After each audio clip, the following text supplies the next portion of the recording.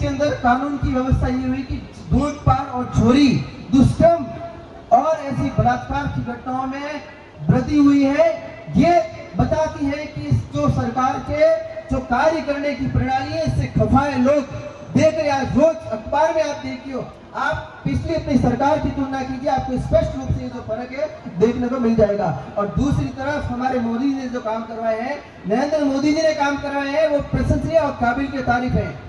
क्योंकि मोदी है तो मुमकिन है।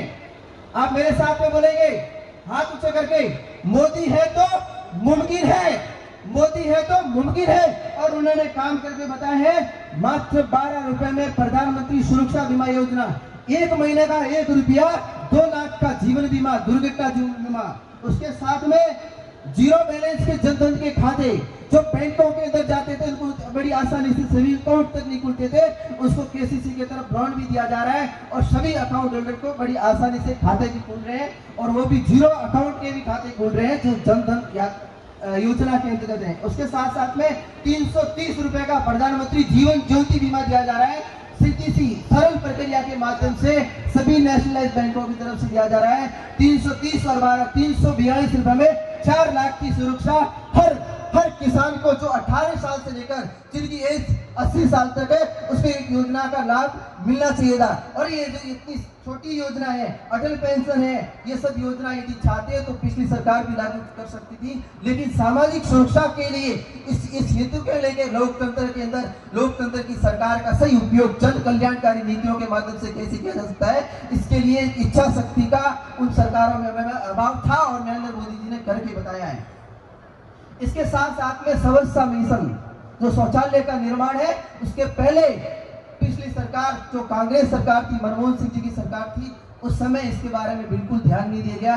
ऐसी कई छोटे छोटे किस्से झारखंड जो पिछड़े जो एरिया है, उत्तर प्रदेश है, उसमें देखने को मिलता था कि गर्भवती महिलाओं के अंदर मलेरिया और इस प्रकार की जो वायरल बीमारियां हो रही है, वह स्वच्छता की कमी के कारण हो रही है, साफ सफाई की कमी के कारण हो रही है। नरेंद्र मोदी जी ने सत्ता में आते ही 2014 के अंदर पहला 15 अगस्त लाल किले से ये घोषणा कर दी थी कि मैं इस देश को स्वस्थ, मतलब एक पूरा स्वस्थ बनाऊंगा। और गांधी जी के 2 अक्टूबर के जो जन्म जयंती होती है, उस जन्म जयंती के लिए शुरुआत की थी। आज लगभग पूरे भारत में स्वच्छता मिशन लगभग पूर्ण हो चुका है। इसको हम भी जानते हैं और आप भी जानते हैं। प्रधानमंत्री फसल बीमा योजना के तहत आज किसानों को जहां तक कुछ हद तक पैसे दिए जा रहे हैं और पैसे आ भी रहे हैं। उसके साथ में अभी एक बहुत बड़ी महत्वाकांक्षी योजना अपने हाथ में ली है, जल जीवन मिशन। 2024 तक प्रत्येक ढाणी और गांव में मीठा पानी, चाहे वो नर्मदा का हो, चाहे जैसी कोई जल स्रोत की व्यवस्था, उसके माध्यम से प्रत्येक ढाणी का पानी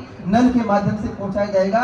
ये नरेंद्र मोदी जी ने काम किया है। और आगे ऐसे काम जो असंभव है, असंभव मैं इसलिए कह रहा हूं कि उसको मतलब संभव नहीं होता है करना, लेकिन कोई ही माई का लाल होता है जो उस काम को कर सकता है। क्योंकि ये पहले काम करना होता था तो अपने आजादी तो 1947 में मिल गई थी, 1951 में पहले चुनाव भी हो गए थे, लेकिन किसी सरकार का इस तरफ ध्यान नहीं गया। और वह था धारा 370, दूसरा था राम मंदिर, 3 तलाक। अभिनंदन की वापसी भी इस मोदी सरकार के अंदर ही संभव हो पाई है, वरना आप और हम सब जानते। इस मंच के माध्यम से मैं विस्तार से बात नहीं करना चाहूंगा।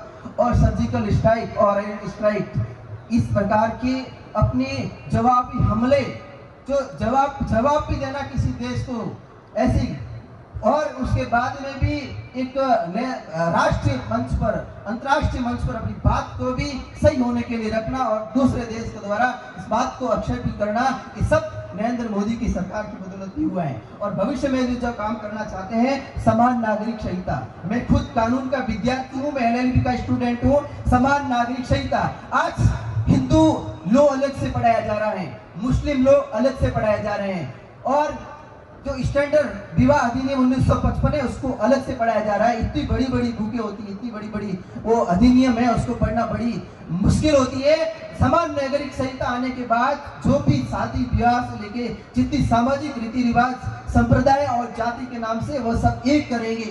क्योंकि हमारे देश के क्रिमिनल जो लॉ है और जिसे राजस्व लो, वह सब एक है, लेकिन सामाजिक कानून एक नहीं है। आप भी और हम सब इसको जानते हैं। निकाह, विवाह, सब जो है अलग अलग है, अलग अलग तरीके से ये रस्म निभाई जाती है।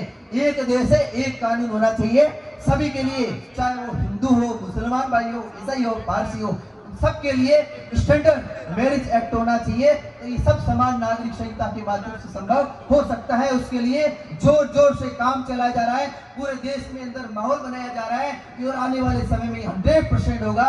और मैं इस दावे के साथ आपको कह रहा हूं, आज पूरे देश के अंदर एक चुनाव खत्म हो गया, राजस्थान का चुनाव खत्म हो गया, यूपी का आ गया, यूपी का चुनाव खत्म हो गया, गुजरात का आ गया। अरे पूरे देश के जो नेता है, काम करना चाहते हैं, जो विधायक हैं, अपनी जनता की समस्या को सुनना चाहते हैं, अधिकारी है, एसटी में, तहसीलदार है, शिक्षक है, जो भी कर्मचारी लगे हुए हैं, इस चुनाव जो चुनाव की व्यवस्था है उसको पूर्ण करते हैं, वो व्यक्ति चुनावों के अंदर बिजी रहते हैं। चाहे वो डेलीगेट से लेके सरपंच से लेके प्रधानमंत्री तक बार बार पूरे साल 500 साल चुनाव चलते रहते हैं। ये सब मोदी जी ने इस बात को भी उन्होंने अपनी स्पीच के माध्यम से इसका संकेत दे दिया है कि एक देश एक चुनाव, जो 1951 के अंदर जैसा हुआ था, ठीक है ना, वैसा ही चुनाव होना चाहिए।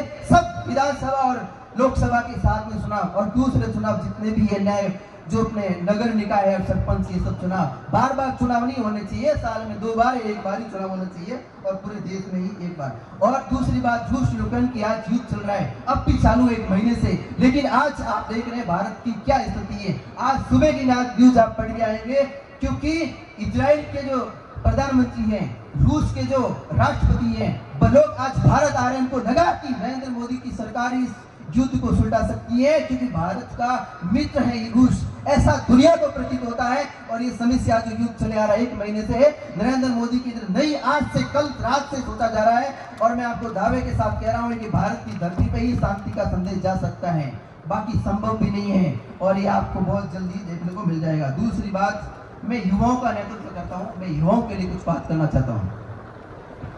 हमारे आदर्श है रामायण, महाभारत और गीता, क्योंकि हम भारत के लोग एक स्वतंत्र चिंतन में विश्वास करते हैं, ठीक है। तो जैसे हमारा भी कुछ आदर्शमय जीवन होना चाहिए, ये मैं युवाओं को लेकर ध्यान में रखे कर रहा हूँ, क्योंकि बहुत से युवा भारतीय जनता पार्टी से जुड़े हुए हैं। और ये बात इसलिए भी कह रहा हूँ कि नरेंद्र मोदी जी बार बार अपनी बात में ये कहते भी हैं, उसका जिक्र भी करते हैं कि पूरे विश्व के अंदर हम जनसंख्या के मामले में दूसरे नंबर हैं, लेकिन जो चाइना की नीति जो 1% और एक ही बेटा होना चाहिए, इस प्रकार की नीति अपनाई थी, उसके बाद में आज की स्थिति यह है कि सबसे ज्यादा यदि युवा है तो वो भारत में है। इसलिए मोदी जी को युवाओं से बड़ी अपेक्षा है, लेकिन वो अपेक्षा तब संभव हो सकती है जब युवा ही भी इस बात को ग्रहण करे और अपने आप में एक अंतरात्मा को, और इस प्रकार तब वो संभव हो सकती है। इसलिए मैं युवाओं के लिए बात करना चाहता हूँ। स्वामी विवेकानंद जी ने कहा था कि उठो जागो, तब तक मत रुको जब तक लक्ष्य को न पालो। महाभारत जो एक अच्छा महाभाष्य हमारे महाभारत के जो कुरुक्षेत्र का युद्ध था, उसमें गीता जो निकली है अर्जुन और श्री कृष्ण का संवाद के रूप में है। महाभारत और रामायण हम काले हमारे जो बुजुर्ग है वो सब इस पूरी कहानियों को जानते हैं, लेकिन हम उन कथाओं से ज्यादा परिचित नहीं। इसलिए हम नैतिकता के मामले में, हम नैतिकता के लिए जो महात्मा गांधी जी ने कहा है कि संघर्ष करना चाहिए, वो हमसे यूं नहीं हो पाता है कि हम नई नई अच्छी जानकारी से तो परिचित होते हैं, लेकिन हमारा जो एक विशाल खजाना है, महान जो साहित्य, उससे हम परिचित नहीं है।